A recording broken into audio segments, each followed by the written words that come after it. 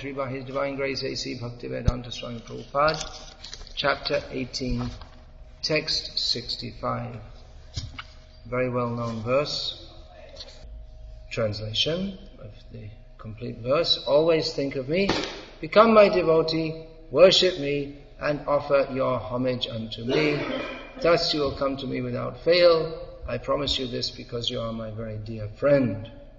Purport. The most confidential part of knowledge is that one should become a pure devotee of Krishna and always think of him and act for him. One should not become an official meditator.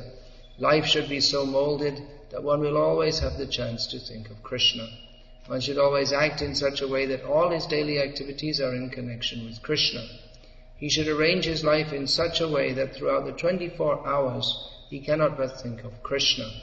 And the Lord's promise is that anyone who is in such pure Krishna consciousness will certainly return to the abode of Krishna, where he will be engaged in the association of Krishna face to face. This most confidential part of knowledge is spoken to Arjuna because he is the dear friend of Krishna. Everyone who follows the path of Arjuna can become a dear friend to Krishna and obtain the same perfection as Arjuna. These words stress that one should concentrate his mind upon Krishna, the very form with two hands carrying a flute, the bluish boy with a beautiful face and peacock feathers in his hair.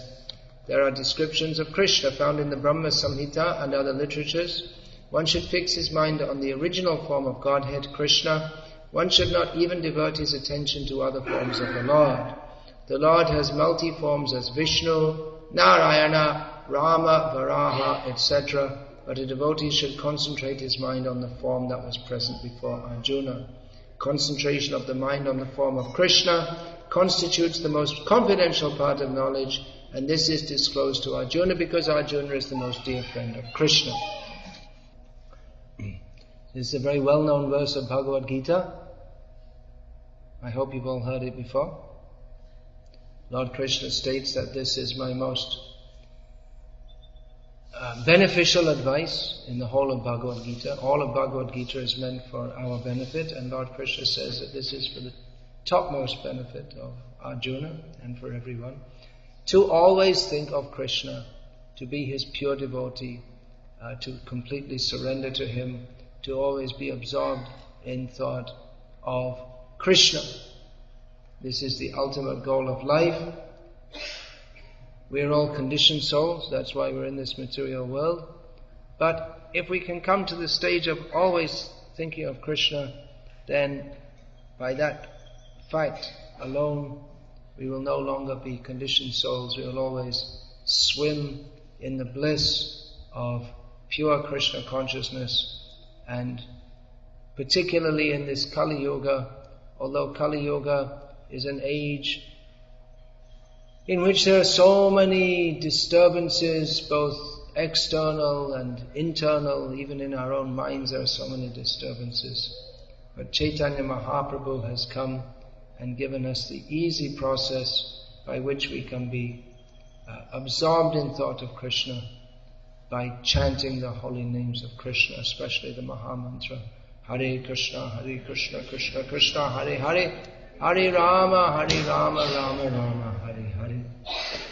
Srila Prabhupada, coming in a chain of great pure devotees from Chaitanya Mahaprabhu, has introduced us to this process of chanting and following all the processes of Bhakti Yoga, by which we have the opportunity to be fully engaged in Krishna consciousness, Krishna service, Krishna thought.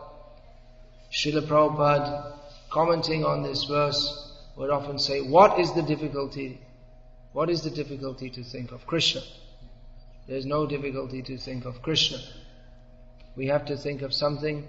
Why not think of Krishna? The only object of meditation, the only object of thought, the only subject of thought that will actually satisfy us, that is actually pleasing, is to always, everywhere, in all circumstances, think of Krishna.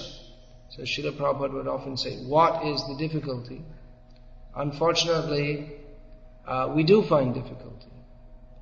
What is the difficulty? Well, there's my house, my car, my debts, my dog, my cat, my mother, my grandmother, all these things I have to think about, my football team, and my garden, and on and on and on. We have so many things.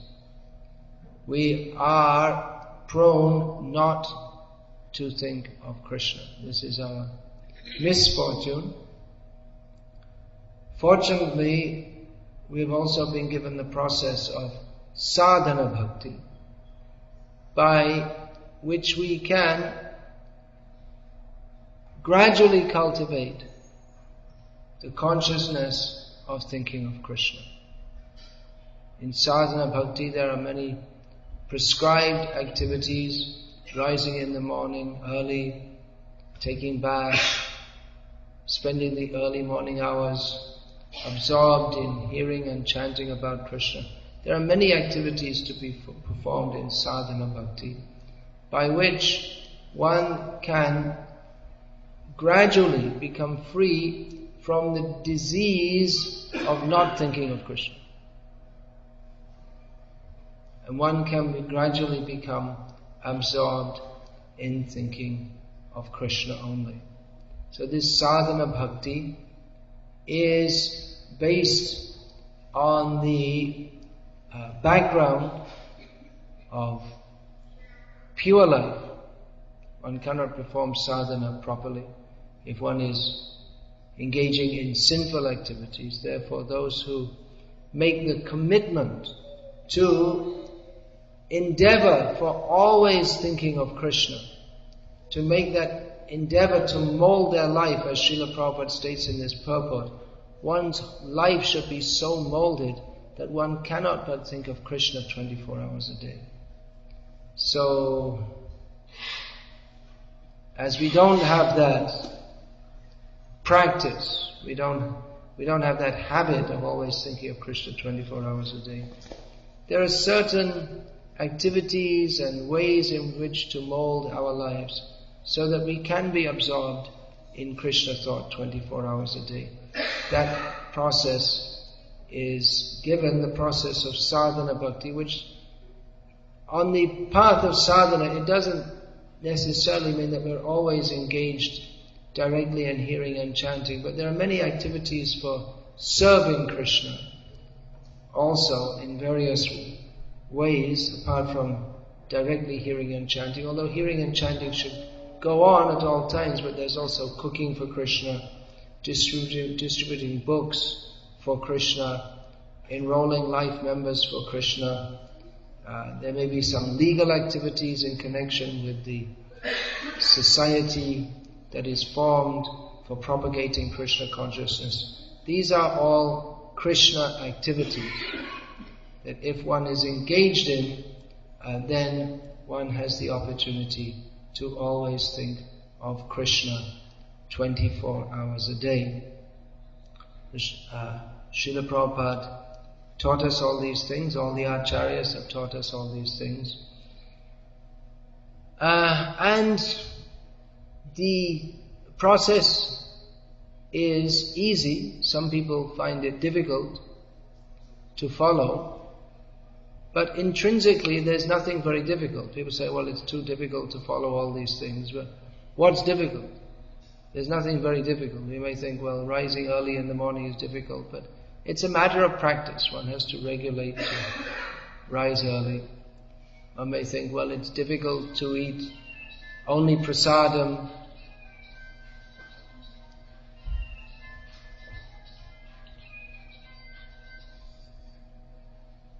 But it's not difficult. You just make a vow and you only take prasadam, that's all. There's no intrinsic difficulty in any of these activities. It's a matter of having the determination to do so. Nevertheless, we find that despite being given this process in which there's nothing really very difficult, many people who take to this process, they don't stick to it, or they don't stick to it very strongly, or despite practicing for some time, they find that they're not getting the result they expected. They thought, well, I'll chant Hare Krishna for 3 or 4 weeks, or maybe 3 or 4 months, or maybe 3 or 4 years, and then I should be completely pure, and I won't have any more material desires, and that's it. Quick and easy. But we find that often it's not so easy. Actually, it is easy, but we remain attached to material desires, material attachments, habits. So what to do? We want to be, part of us wants to be fully Krishna conscious, and part of us remains attached with various material attachments. Sometimes devotees ask that, well, I want to be fully Krishna conscious, then why are all these material desires there? Well, actually the fact is, if we really want to be fully Krishna conscious, then the material desires won't be there. When people ask me this, I often ask, well, you answer this question yourself. You yourself give the answer. You ask why the material desires are there. You're asking me, ask yourself. Why are you holding? It's our own desire to hold on. We say, no, I don't want. If we really don't want, then we really wouldn't hold on to our material attachments. So it appears to be like a struggle. The material attachments appear to be very strong. At the same time, we're endeavoring to become Krishna conscious, following the process of sadhana. But one way to overcome this problem, that I want to be a pure devotee of Krishna, I want to think always of Krishna's leelas with the gopis and all this business of sense control and understanding Bhagavad Gita. I've been through all that. Now I want to come to a higher level. So one way to do that is to pretend that I'm on a higher level. That I already learned 25 Bhagavad Gita shlokas, and I've been chanting 16 rounds more or less for the last few years, and now it's time to go on to something higher. So that's one way of doing it, and we can just start talking about gopis and intimate pastimes and higher levels of Krishna consciousness, and presume ourselves to be on that level, and we can even become quite learned and discuss all kinds of intricate topics of very high level Krishna consciousness. However, doing that, you just can't take a rod and ram down the doors of Vaikuntha and go charging in by force. The material desires, just by trying to push oneself up to that level, material desires don't go away. And so it's sometimes seen that we have persons who, on one hand, they'll be talking of very high leelas and this and that. On the other hand, they don't even follow basic principles, or they don't even chant 16 rounds of the Maha Mantra. So it becomes rather foolish that we don't follow the basic things, but we want to try to fool ourselves and others that we're on a very high level. This is called prakrita sahajya. Those who they don't want to take the hard work. Actually, it's some application of following the process that's given by the acharyas. They don't want to follow that very seriously. but at the same time they want to take the gifts of the great acharyas. Bhavagare churi.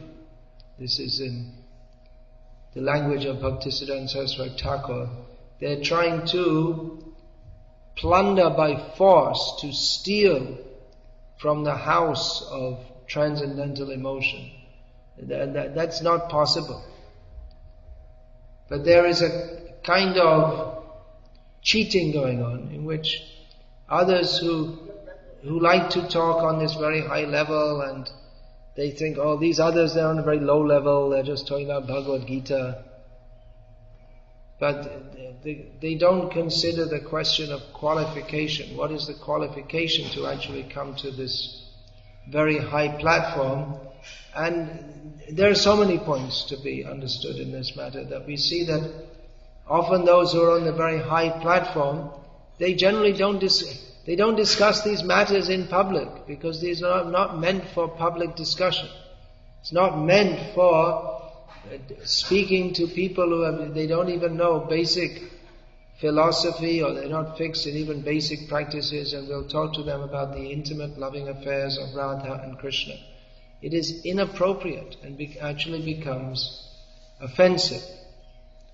There's a well-known saying in Zen Buddhism that those who know do not speak, and those who speak do not know. So they apply this to knowledge of the truth, which they take to be inexpressible nothingness. But actually it's applicable in this case. That those who know means not theoretically, but those who are actually qualified for topics of very high pastimes, those who know, they do not speak this willy-nilly, here and there to everyone. And those who speak about it publicly, we can be pretty sure that they're just making a show, because the real acharyas, they don't do this. So those who speak, they do not actually know how to please Radha and Krishna. The whole point is how to please Radha and Krishna, and that can be done by training people appropriate to their level of realization, so that they can gradually advance in Krishna consciousness. It is inappropriate, just as it is inappropriate to teach higher mathematics to those who have not mastered the basic arithmetic and algebra. So, in the same way, it is inappropriate to attempt to teach topics of the transcendental loving affairs of Radha and Krishna to persons who are still attracted to the mundane, perverted reflection, loving affairs of this material world, who have not controlled their senses, who are still struggling to control their senses. That is certainly the goal, to come to this platform, but that has to be proceeded toward in a gradual manner. And we may say, well, I've already been chanting 30 years. All right, go on chanting. It's never a matter of ramrodding down the gates. It's that place can be achieved only by mercy of higher devotees. But how that mercy is received, that also has to be received appropriate to one's level of realization. These are the teachings that we receive, particularly from our recent acharyas, Srila Bhaktivinoda Thakur, Srila Gaurkishore Das Babaji Maharaj, Srila Bhaktisiddhanta Saraswati Thakur, and our own Srila Prabhupada, who had to contend with this inappropriate, self-advertised Maha-Bhagavats, or topmost devotees. So, Rupa Goswami's prescription, Utsahan Nisyad Bharya, be enthusiastic to attain the goal. But that enthusiasm has to be backed with determination and patience. That is real enthusiasm.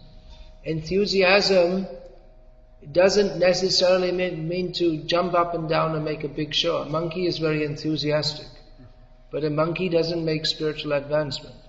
The enthusiasm of the monkey is on the platform of Rajagun, or the mode of passion. The enthusiasm of the monkey never leads to anything constructive, only destructive.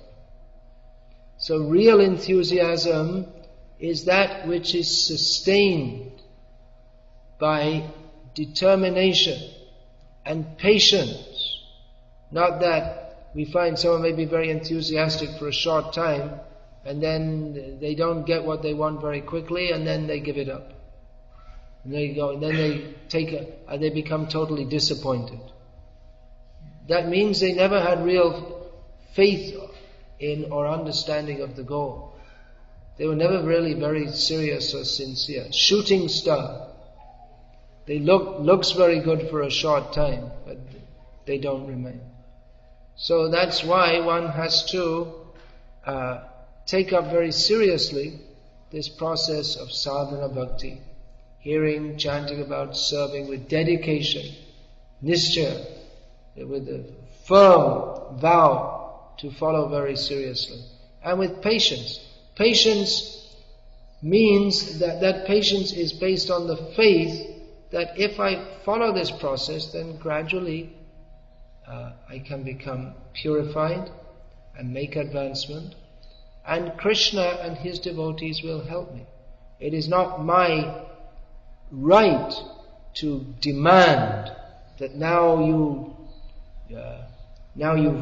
I'm already chanting so many years and now you must immediately, why don't you surrender why don't you do what I say and give me Krishna Prem? But Krishna Prem it's not something that can be demanded. We have to surrender to Krishna. We cannot demand that he will surrender to our desire. Krishna certainly will reciprocate with our desire if our desire is pure. But we actually have to become free of all material desires. That is the prerequisite for entering into the kingdom of God. Of course, by hearing about Krishna, we become purified. So that's also there. It's not that we are dry yogis who simply talk about sense control. But by hearing about Krishna and being engaged in activities of service to Krishna, then our minds become gradually attracted to Krishna. And by being attracted to Krishna, then rasavarjang rasopyasya parang drishva nivartate, the lower attachments automatically are overcome when we have a higher level of attachment. But everything has to be taken in a manner given to us by our acharyas who have given us this process of sadhana bhakti to follow. Actually, we should just, as Krishna tells Arjuna, we should just think of Krishna. But we don't. Automatically we don't think of Krishna. So therefore we have to follow this process of sadhana bhakti. Then again the question may come, well, even many people have taken up sadhana bhakti very seriously, but for some reason or other they're falling away, or they're not practicing as seriously as they used to. They're not even able to come to the highest level. We have to adopt the gradual process. But to come, that gradual process is one of sadhana bhakti. But then it seems that even people have difficulty following that. Then what should we do? Then just forget the whole thing and just, okay, never mind. Should we think it's impossible? Well, there are various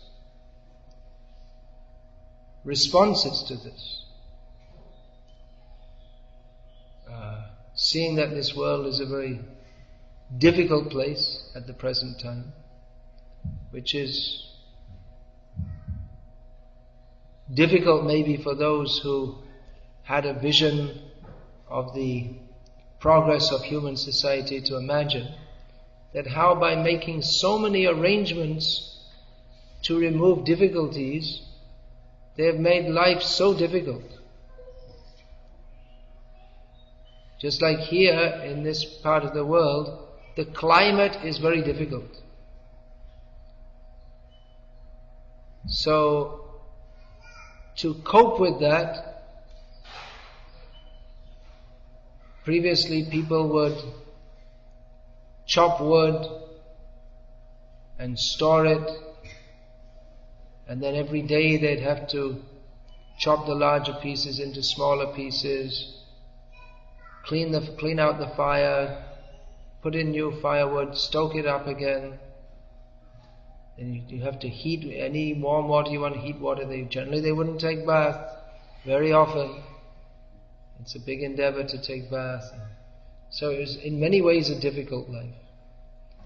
So in modern society these difficulties have to a large extent been removed, and the climate's still difficult. But now you can just with a flip of a switch have warmed room, or even you don't have to do that. It's automatically controlled to be kept at an equable temperature. So many arrangements are there. Instead of having to grow your food, you can just go to the store and buy it. Or not even, you can just go and eat, and you don't even have to get out of your car. You can have drive-in McDonald's.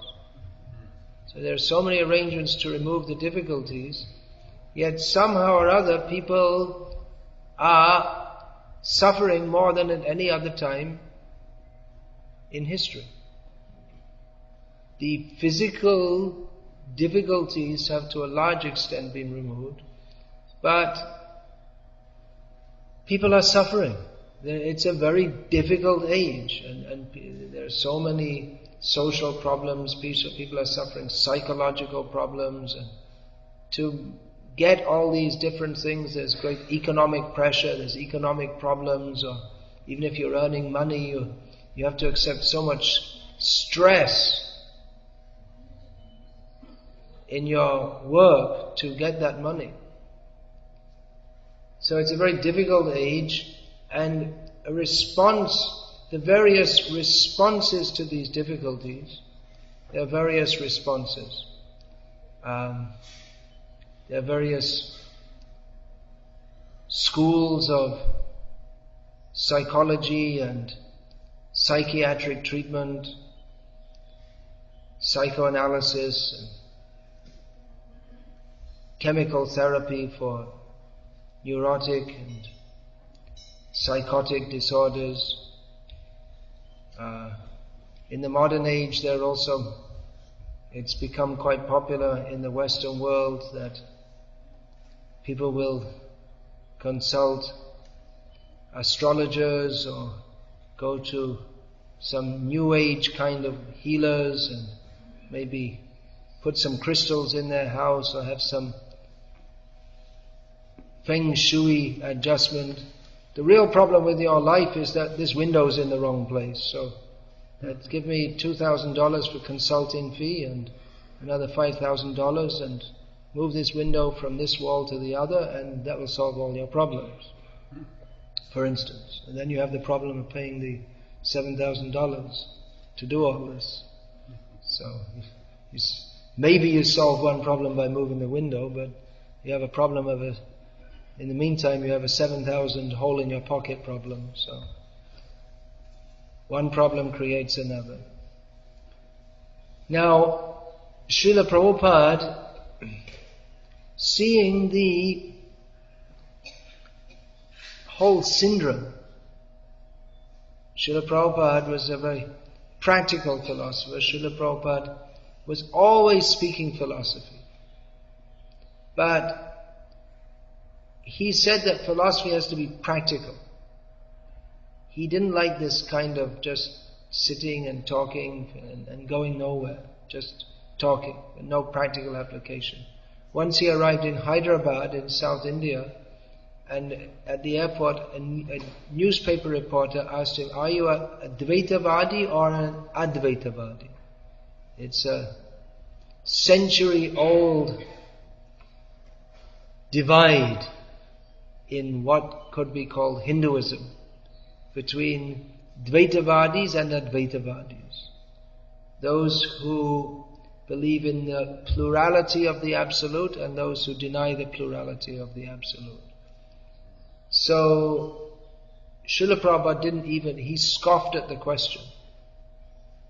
He said, what is the use of this question? I mean, it's the pivotal question in all of Hinduism. Prabhupada scoffed at it. He said, what is the use of this question? There's been no rain here for years.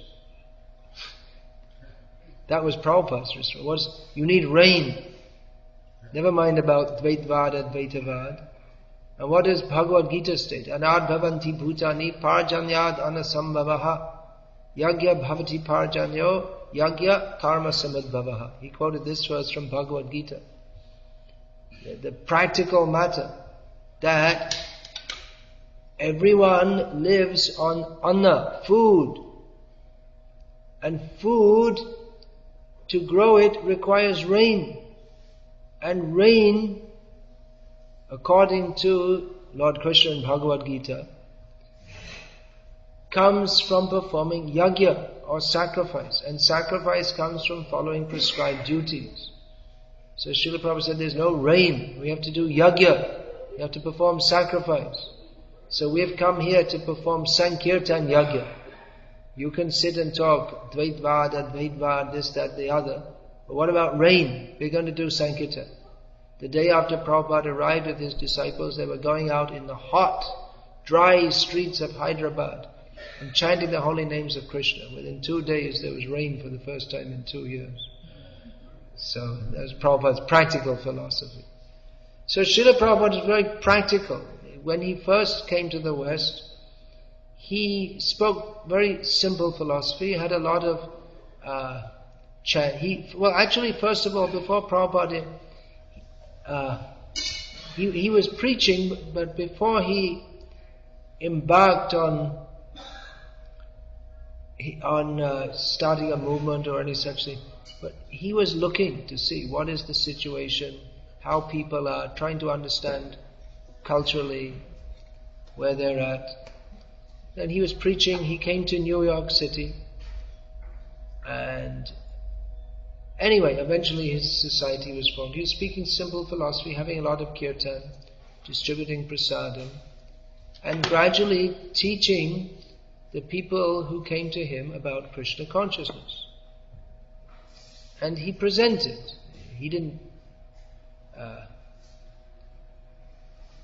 didn't start talking about intimate leelas of Krishna with the gopis, but he presented in a very simple format. You chant Hare Krishna, become purified.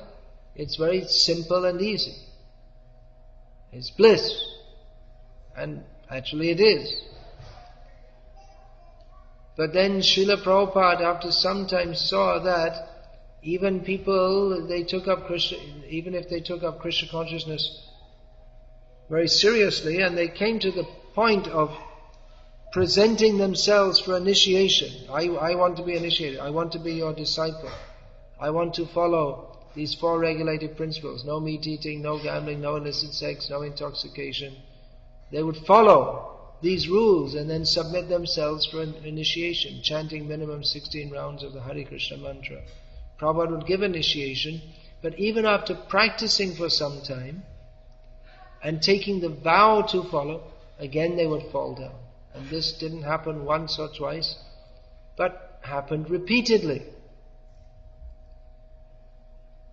So, Srila Prabhupada, considering this, that people in the Western countries are very fallen, actually. Although in the Western countries we tend to consider that we're very advanced culturally. But in terms of what it means to be a disciple, what it means to take a vow, what it means to refrain from sinful activities, We have no idea. And even though we may take a vow, we don't think anything of just breaking it. So seeing this, Srila Prabhupada, his response to this, that, well, devotees have spiritual difficulties, they're following, and then they're not, they're having difficulties in following. So Srila Prabhupada's response was not to give psychological counseling, but his response was that we need to organize society because the whole society is wrong. The psychological or the so-called science of psychology as it's been developed on the Western world is developed on the basis of Western society or materialistic society in which it is considered normal to be what, according to, from the Krishna conscious perspective, what is considered normal is to be insane anyway. Nunam pramatak kurute vikarma yad indriya pritiya aprinotina sadhum anyayata atmanoyan asanapi kleshada asadeha. According to the Srimad Bhagavatam, one is insane if he endeavors for sense gratification, because that leads to rebirth and concomitant suffering. So basically, anyone who, specifically if they perform sinful activities which cause us to suffer greatly, they're insane. But the whole modern Western society is based on sinful activities. So to be normal according to Western society is, according to the version of Srimad Bhagavatam, to be insane.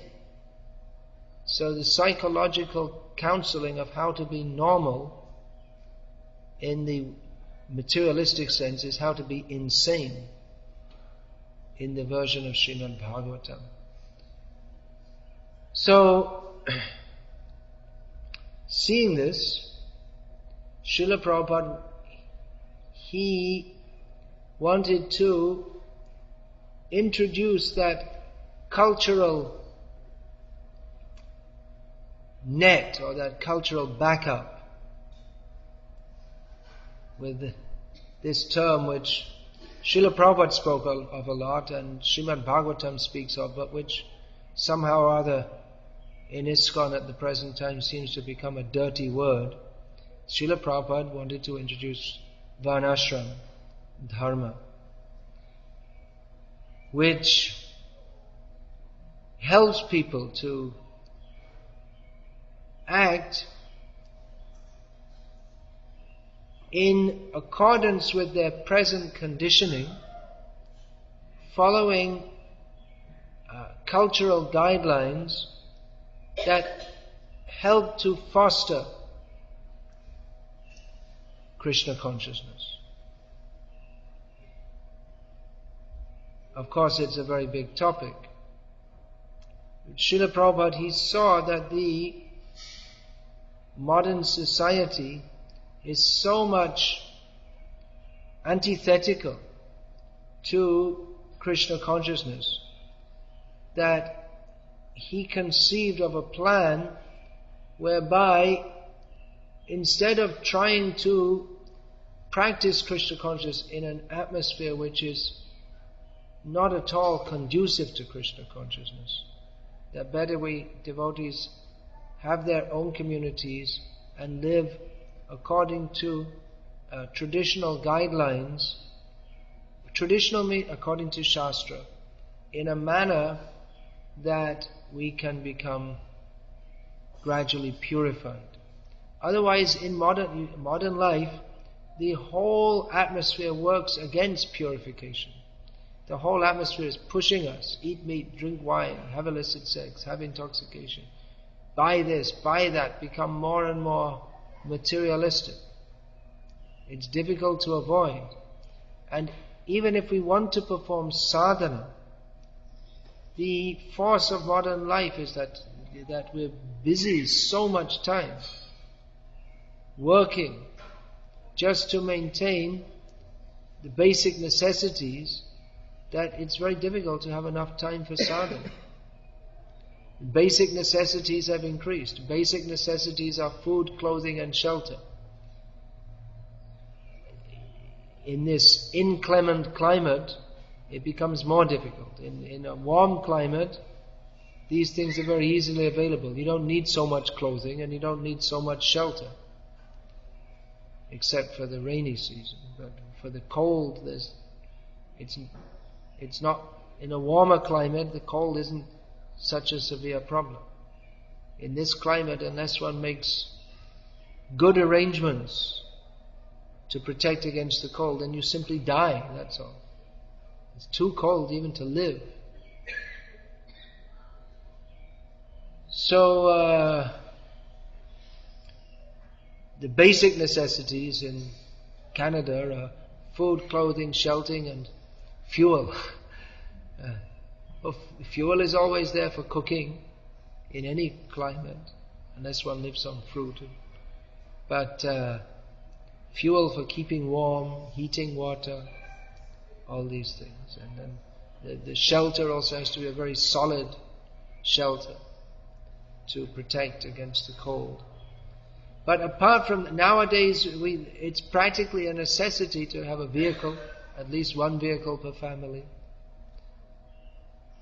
And so many things, so many cooking utensils and AC, and we have to have electricity and so many things. We find necessities in modern life. So life has become very complex.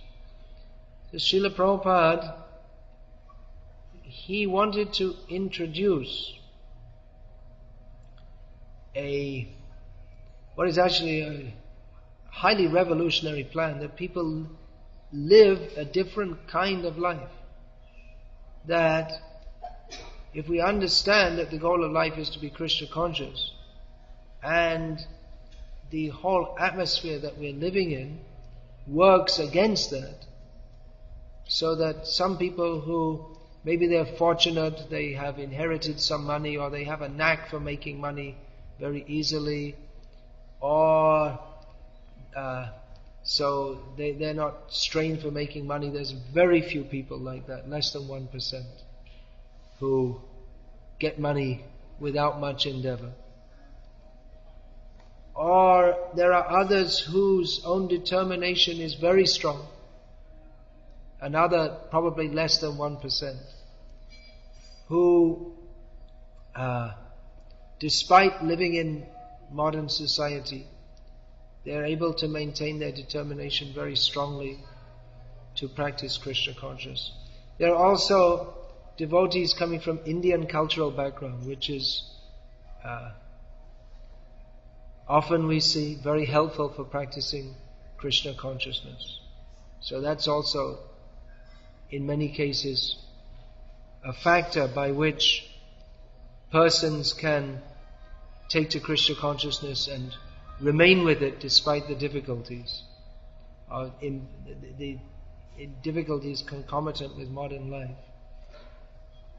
So, but that leaves most people who take to Krishna consciousness in a difficult situation, working, having to bring money,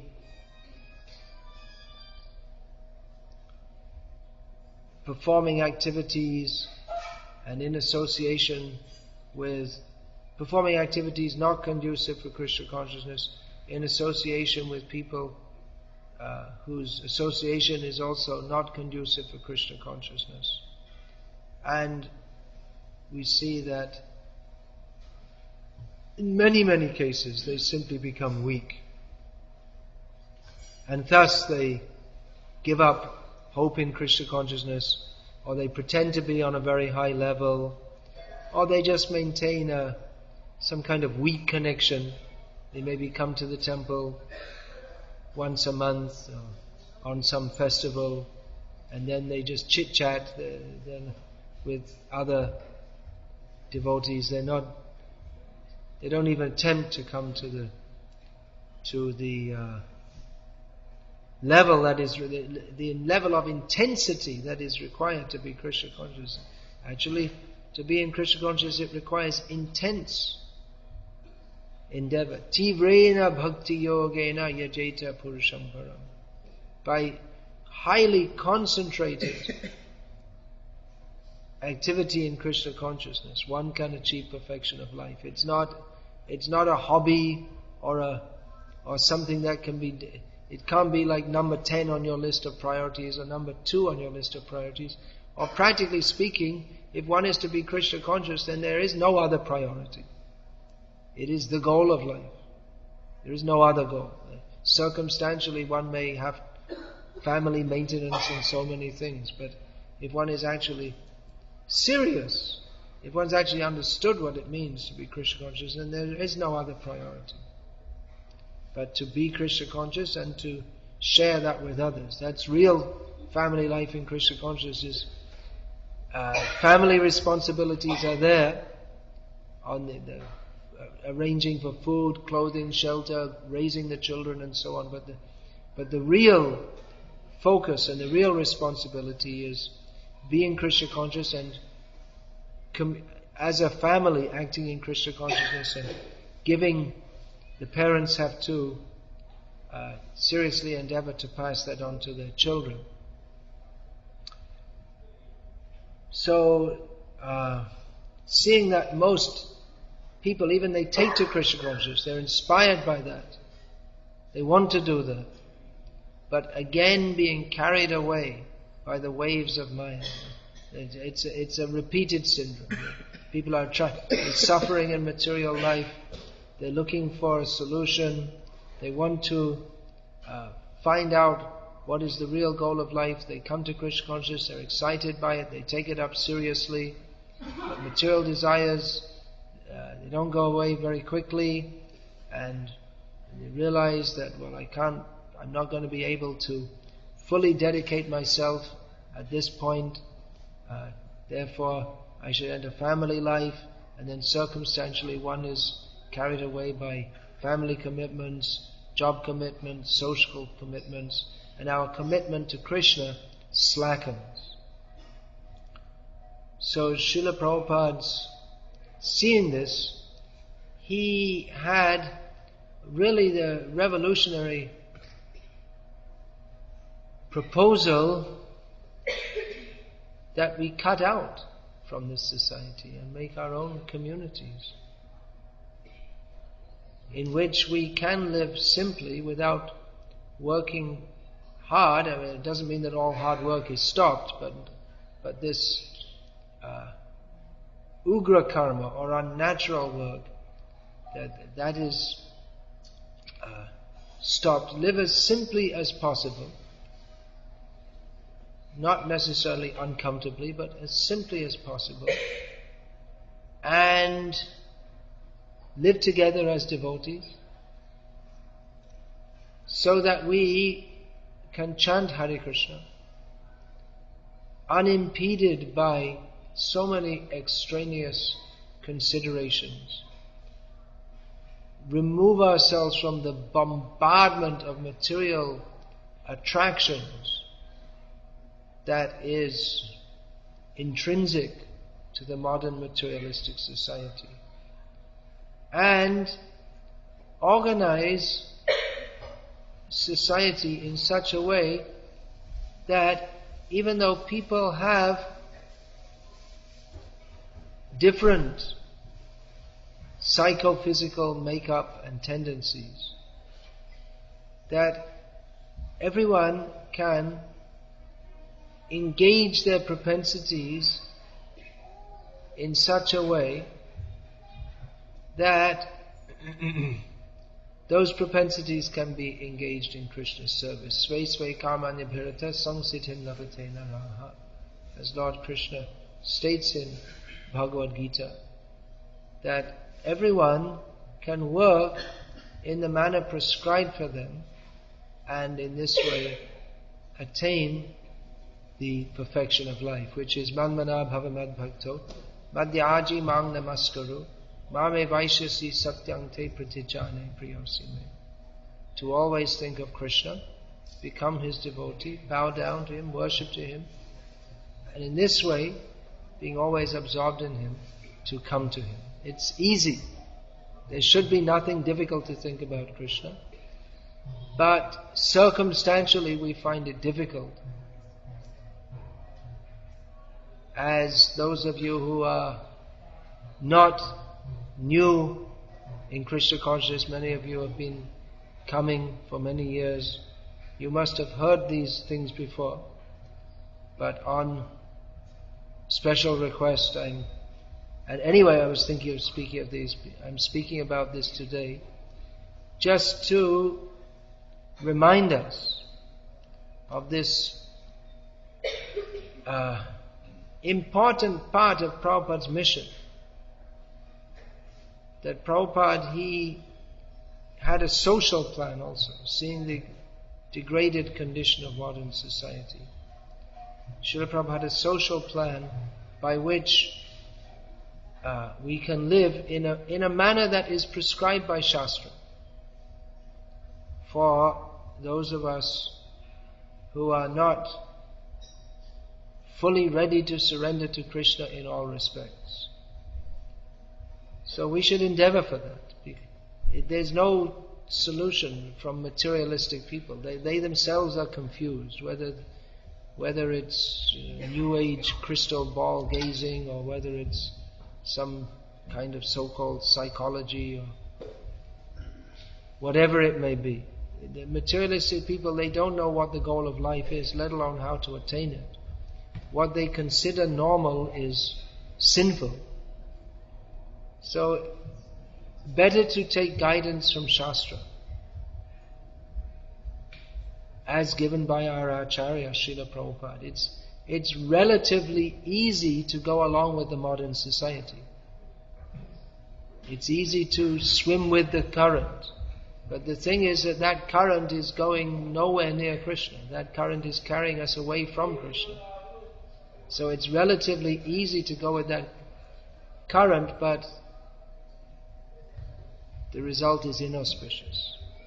So it is a great responsibility of the followers of Srila Prabhupada to endeavor to set up communities in which people can live simply and think of Krishna. So that's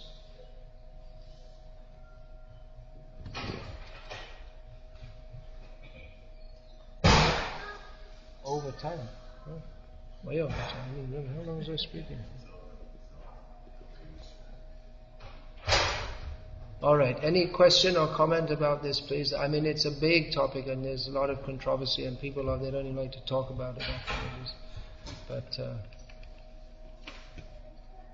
I thought I'd just bring that reminder, especially as I've written some books pertaining to this subject. Yes, please. Yeah, please. Do we have another mic for questions?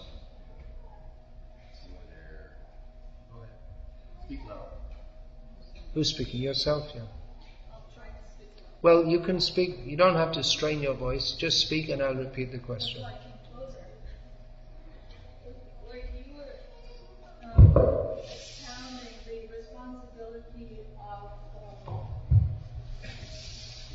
There you are. There it is.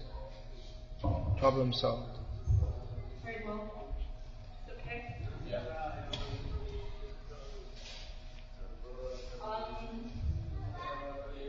We know that in the Northern society, and even Prabhupada has talked about this, that the government has got a responsibility towards the people themselves.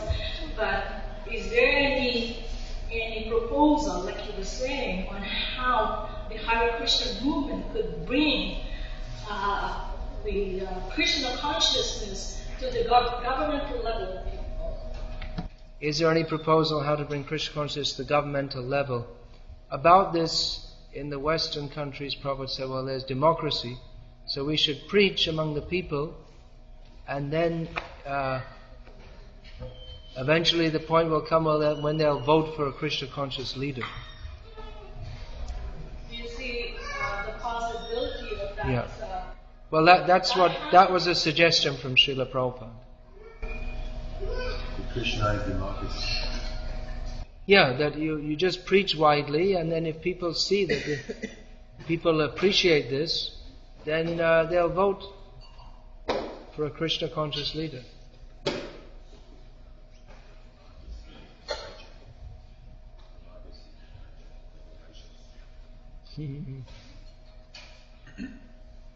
Obviously, it's a revolutionary program, and it's not going to happen overnight, but it can happen. Why not?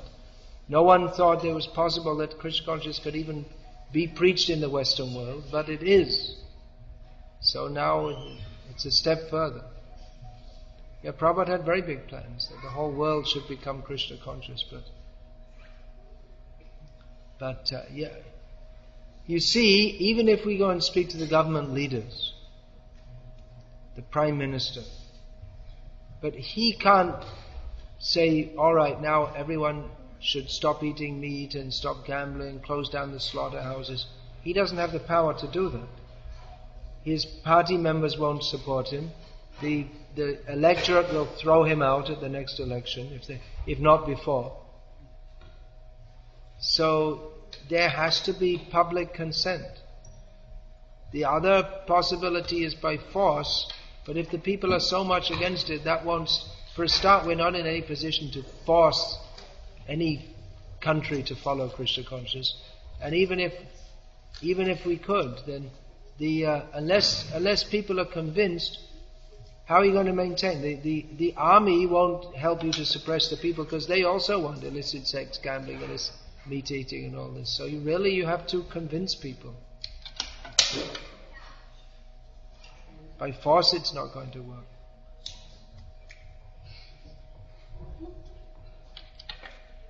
But there is good scope at the present time, because many people are they're seeing that modern civilization is a failure. Prabhupada was saying this in the 1960s and 70s. At that time, hardly anyone was ready to listen. But now many people they realize that. I mean, even the members of the academia, who are more or less paid lackeys of they're members of the establishment. Their job is to uphold the establishment, but they realize it's a failure. It's a modern society. The dream of modern society has failed. It's on all fronts. Now people are very concerned ecologically, but economically it's a flop. I mean, a few people are so-called doing well, but most of the world is living in poverty, and then psychologically it's a flop, and socially it's a flop, because what kind of civilization is it where you can't trust anyone? There's terrorism everywhere, and rampant, there's crime everywhere. Modern civilization is a failure. So we have the answers, but it's a matter of implementing that. Yeah, anything else? Please take the mic. When you were talking about some people becoming devotee and making vows and then deciding to follow, and maybe afterwards not following so much, it came to my mind. I thought I heard it in the class sometime that Srila Prabhupada was talking about his devotees and said, my devotees are very nice. The problem is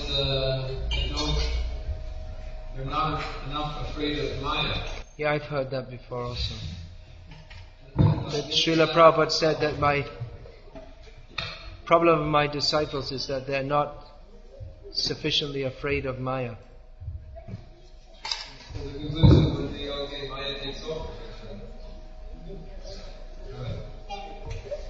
Maya takes over. Yeah, well, if we're not afraid, Maya's running this material world. I think it's basically because they lack information about Maya. Well, Prabhupada didn't say that. He was giving enough information about Maya, but we weren't taking Prabhupada seriously. It wasn't that Prabhupada wasn't telling us about Maya. Alright, you want to introduce these books? That Glimpses of Traditional Indian Life is quite relevant for this. Yeah, just briefly introduce them. It's a group effort addressing how the Krishna consciousness movement should be spread and nourished throughout the world. It's a group effort, and on Prabhupada's order, my